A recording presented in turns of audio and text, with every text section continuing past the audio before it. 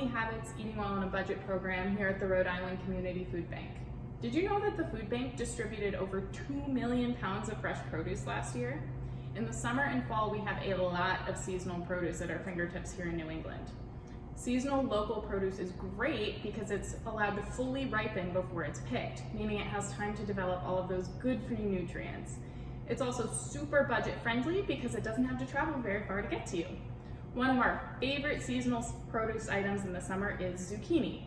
Zucchini is full of antioxidants, which are compounds that help our bodies slow down and prevent cell damage.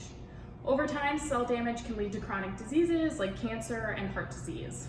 Squash like zucchini are also full of fiber, which helps keep our digestive system healthy, keeps our blood sugar levels steady, and it keeps us feeling full longer. And if that wasn't enough, zucchini is rich in vitamins A and C, which helps boost our immune system. Today we're gonna make a super tasty zucchini treat, zucchini pizza bites. Let's get started. All right, so we've got all of our ingredients here. We've got, of course, our fresh zucchini. We've got a little bit of olive oil spray, but you can also use regular olive oil, whatever you have on hand. We're gonna be using a little bit of marinara sauce. You can use your favorite store brand or make your own at home. We've got some part skim shredded mozzarella, and then just a little bit of Italian seasoning. So to get started, I washed my zucchini really well under some running water. That just makes sure that you're getting off any soil that might still be on there or any lingering bacteria. Now to start with these guys, we're gonna chop off both ends. If you have a larger zucchini that maybe you got from the food bank or that you grew at home, try to also cut it in half or just into more manageable pieces when you're cutting. This one's a little bit small, so we're just gonna take the ends off. And then once we have those off and off to the side, we're just gonna cut this into about 1/4 inch or so rounds. Looking for something about this size, just so they hold up. Zucchini has a lot of water in there, so once they start to cook, they will shrink a little bit. So once you have a couple of these ready to go and you cut all of your zucchini, I'm gonna move this over. We're gonna lay them out on our sheet tray like so. And then we're gonna spray both sides or drizzle them with a little bit of olive oil. Flip those over, make sure we get both sides.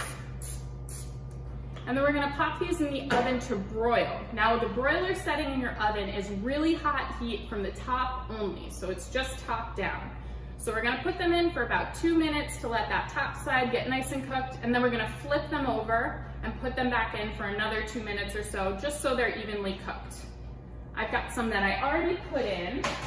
Now when you take these out of your oven, they're gonna be super hot, but I already cooked these so they're cooled down a little bit, but you're gonna wanna make sure that you use your oven mitts and you have a landing zone ready for your hot food. We've got these already cooked and ready to go. So now we're gonna add our toppings. So we'll take our marinara sauce and just add a little tiny spoonful right on there. And again, you can make yours at home or just use any of your favorite jarred or canned pasta sauce, pizza sauce, marinara sauce.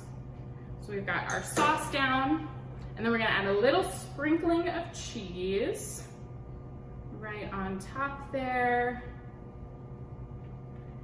And after that, we're gonna add in our seasoning. Now we're using Italian seasoning because that's kind of your traditional pizza flavoring. But you can get adventurous and play around with your own seasonings. If you like it a little spicy, you could add some crushed red pepper, anything along those lines. So now that these are topped, you can see they're gonna look kind of like this. You're gonna pop these back in the broiler for another 1 to 2 minutes, just until that cheese gets nice and brown and bubbly on top. And they're gonna look something like this. So I already made these, they're ready to go, and now it's your turn to get creative in the kitchen. See how many different colored fruits and veggies you can top your pizzas with. Thank you so much for joining me.